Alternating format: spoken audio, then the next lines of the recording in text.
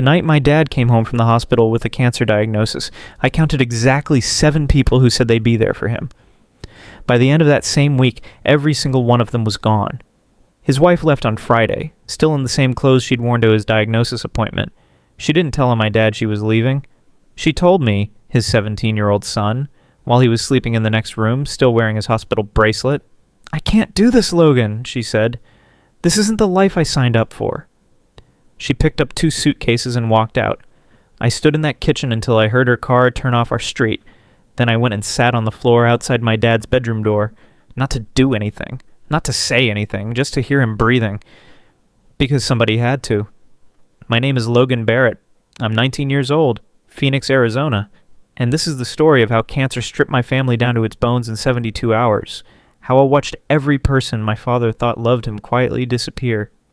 And how a man named Roy Hutchins, a 58-year-old electrician who worked alongside my dad for 11 years and barely said 10 words at a time, became the only thing standing between my father and complete collapse. None of us saw Roy coming. That's the part I still think about. Start with the before. Phoenix, Arizona, August 2024. My dad, Dennis Barrett, was 44, electrician, 14 years with Sunstate Electric, good at his job, quiet man, raised me alone after my mom passed from an aneurysm when I was 6, just the 2 of us in a 3-bedroom house in Mesa for 11 years. Then when I was 15, he met Sandra Kowalski, 41, office manager at a dental group in Scottsdale, polished, organized. She had 2 kids from her first marriage, both with their dad in Tempe. She came into our lives fast and fit herself in with an efficiency I didn't quite trust but couldn't argue with. They married 14 months after they met. Small backyard ceremony. I was 16. I stood beside my dad and told myself this was good for him because he'd been alone a long time and he deserved something. Sandra moved in, redecorated the living room, replaced my mom's dishes with a matching set from Pottery Barn. I didn't say anything about the dishes. My dad didn't notice. For 2 years it was fine. Not warm, fine. Sandra ran the house like a project, budget spreadsheets, meal planning, scheduled family dinners on Wednesdays. My dad seemed lighter. That mattered to me. Then September 2024. He'd been having stomach pain for 6 weeks. Dismissed it. He was a dismiss it kind of man. Went to the doctor finally because I told him 3 times and then threatened to make the appointment myself. Tuesday, September 10th. I was at school when he called. "Logan," he said. Something in his voice made me step into the hallway. "They found a mass," he said. "Colon, stage 3. They're recommending surgery within the month." I leaned against the hallway wall. 16 students walked past me. I watched them and didn't see any of them. "Okay," I said. "Okay, Dad, I'm coming home." "You don't need to leave school," he said. "I'm coming home," I said. Sandra was in the living room when I got there, laptop open. She looked up when I walked in. "You heard," she said. "Yeah," I said. "Where is he?" "Bedroom," she said. He wanted to lie down. I went and sat with my dad for an hour. He talked through what the doctor had said. Surgery to remove the mass. Followed by chemotherapy, 12 to 16 weeks, depending on how the surgery went. He'd be out of work for a minimum 4 months, maybe 6. He was calm in the way men like him are calm, processing by talking through logistics. "Insurance covers 70%, he told me. "I've got some savings. We'll figure out the rest." I nodded. Didn't tell him what I was thinking, which was that the college fund he'd been building for me since I was 8 was sitting at the $23,000, and I already knew what was going to happen to it. That was okay. I'd already decided it was okay. What I hadn't decided, what I couldn't have predicted, was Sandra. Wednesday, the day after diagnosis. I came downstairs at 7 a.m. and Sandra was at the kitchen table with her laptop and a yellow legal pad covered in numbers. I poured coffee and looked at the pad. Medical cost estimates, insurance gap calculations, lost income projections. At the bottom of the page, circled, $67,000 minimum exposure over 18 months. I looked at her. "What is that?" "Reality," Sandra said. She didn't look up. "Dennis has $31,000 in savings. Your college fund is $23,000. That still leaves a gap." "We'll manage it," I said. "People do chemo and come out the other side all the time." "Stage 3, she said. with possible lymph node involvement. The doctor said the prognosis is good if... Logan, she said. And the way she said it stopped me. Flat. Decided. Like she was closing a file. I have 2 kids. I have my own financial obligations. I can't absorb this. I stared at her. He's your husband. She finally looked up. I know who he is. She closed the laptop, went upstairs. I stood in the kitchen and drank my coffee and didn't say a word to my dad about that conversation. Thursday, pre-op appointment. I drove him because Sandra said she had work she couldn't reschedule. Sitting in the waiting room at Banner MD Anderson, my dad looked at the chair beside him where his wife wasn't sitting and didn't say anything about it. The surgeon explained the procedure, risks, recovery timeline, likely start date for chemo, early November if surgery went well. My dad asked careful questions, wrote the answers in a small notebook he'd brought. On the drive home, he said, Sandra's scared. She doesn't handle medical stuff well. Yeah, I said. Give her time, he said. I said, okay. Kept my eyes on I-10. Friday morning. Surgery was scheduled for the following Tuesday. I was in my room doing homework when I heard the sounds. Drawers, closet, the specific rhythm of packing. I came into the hallway. Sandra's bedroom door was half open, 2 suitcases on the bed. She saw me and stopped. Logan, she said. What are you doing? I asked, even though I knew. She sat down on the edge of the bed, had the decency to look at the floor instead of at me. I can't do this, she said. The surgery, the chemo, the months of recovery. I thought I could. I've been up for 3 nights trying to convince myself. I can't. He's in the next room, I said. My voice came out quieter than I expected. I know, she said. He has surgery in 4 days, I said. I know, she said again. Same tone, like she'd already processed her guilt and filed it away. Don't tell him yet, she said. Let him get through the surgery first. I'll call him after... You want me to lie to my dad, I said, while he goes into surgery, thinking his wife is coming home to him. She didn't answer. Get out, I said. She picked up the suitcases, walked past me. I heard the front door close. I sat on the hallway floor outside my dad's room for 20 minutes, listening to him sleep. Then I got up, went to my room, made a list of every practical thing that needed to happen in the next 4 days before surgery. Groceries, prescriptions, insurance paperwork, arranging rides. I didn't cry. I told myself I'd cry later. Later kept getting pushed back. I didn't tell my dad about Sandra until Sunday. Sat him down at the kitchen table, told him she'd left, that she'd said she couldn't handle the medical situation. He was quiet for a long time. Then he said, How long have you known? Friday, I said. You carried that for 2 days, he said. You needed sleep before surgery, I said. He looked at me. Something crossed his face that I hadn't seen before. Not sadness exactly. More like a man recalculating something he thought he understood. I'm sorry, he said, meaning for bringing her into our lives. Don't, I said. Not your fault she's who she is. He nodded. We sat in that kitchen for a while without talking. At some point he said, We'll be okay. Yeah, I said, we will. Surgery was Tuesday, September 17th. I drove him to Banner at 5:30 a.m., sat in the surgical waiting room alone for 6 hours. My dad's sister, Aunt Carol in Tucson, had said she'd try to come. She didn't make it. Text at 9 a.m. Couldn't get away from work, thinking of you both. His 2 close friends from the neighborhood, guys he'd watched football with for years, sent texts. Neither came to the hospital.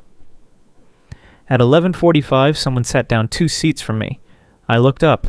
Roy Hutchins, 58, stocky, gray at his temples. Work rough hands, even in street clothes. He and my dad had worked the same jobs at Sun State Electric for 11 years.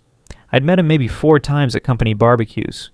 He was the kind of man who stood at the edge of rooms. He was holding 2 coffees and a paper bag from a sandwich place on McDowell. He set 1 coffee and half the bag in front of me, without saying anything. I stared at it.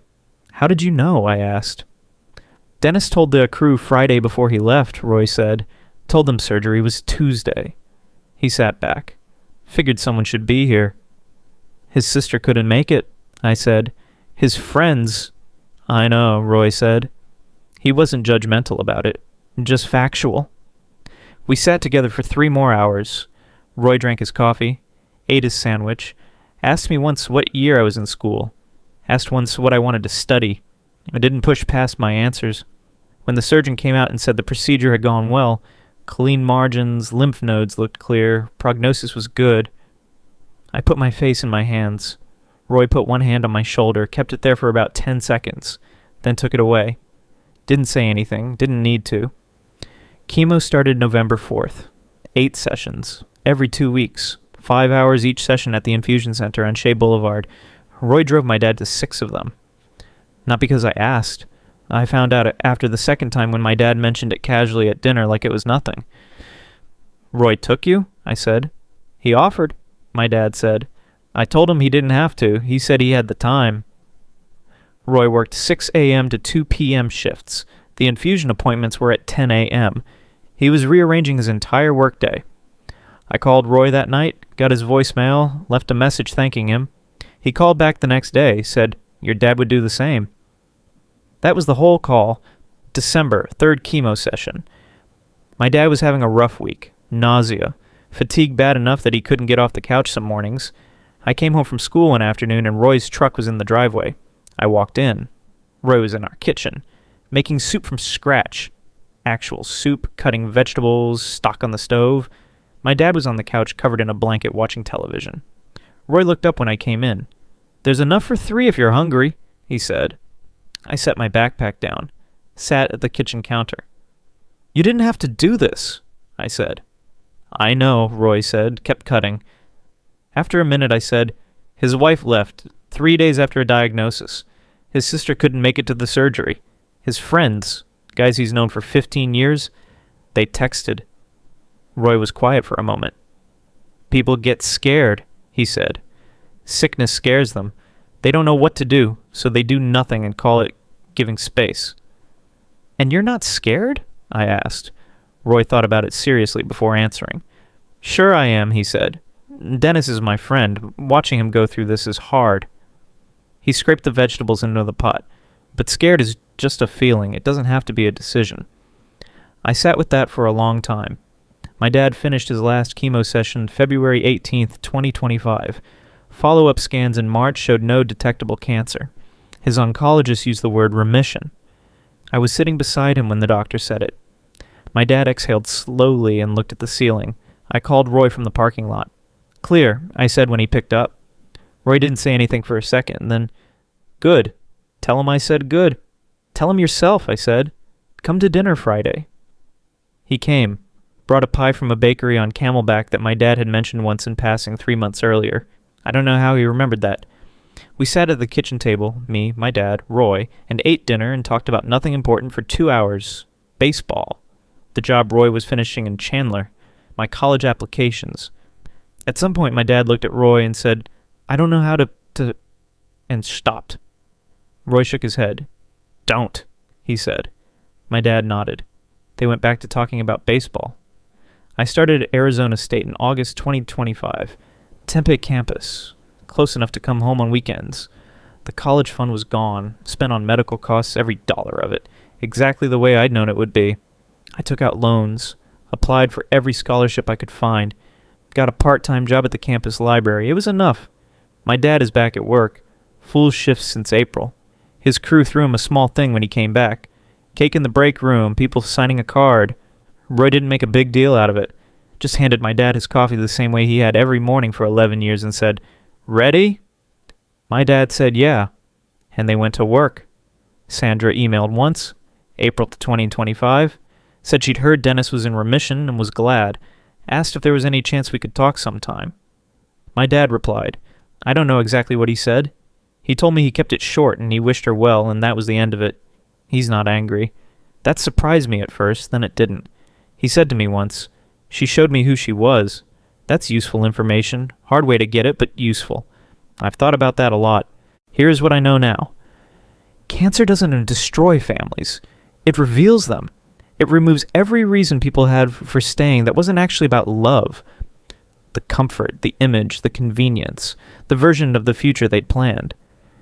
And what's left after all of that is stripped away as the truth of who people are. Sandra left because the life got hard and she'd never signed up for hard. She'd signed up for a version of my dad that fit her spreadsheet. When he stopped fitting, she recalculated. Roy stayed because that's who Roy is, not because he owed my dad anything, not because it was convenient, not because anyone was watching or would find out. He showed up at a hospital at 6 a.m. with 2 coffees. Because someone he cared about was in surgery and he thought someone should be there. That's it. That was the whole reason. I learned that the people who show up in the easy times are telling you almost nothing about themselves. The people who show up when it's inconvenient and hard and there's nothing in it for them, those people are showing you exactly who they are. And that information is the most valuable thing you will ever receive from another person. I also learned this. Love is not a feeling you have. It's a decision you make over and over again when it costs you something. Roy made that decision every time he rearranged his workday. Every time he drove an hour-round trip to an infusion center. Every time he showed up with soup without being asked. He never called it love. Men like Roy don't. But I know what it was. Don't wait for the crisis to find out who's actually in your corner. Pay attention now. Watch who shows up when it's inconvenient. Watch who goes quiet when you need them most. That information was always there.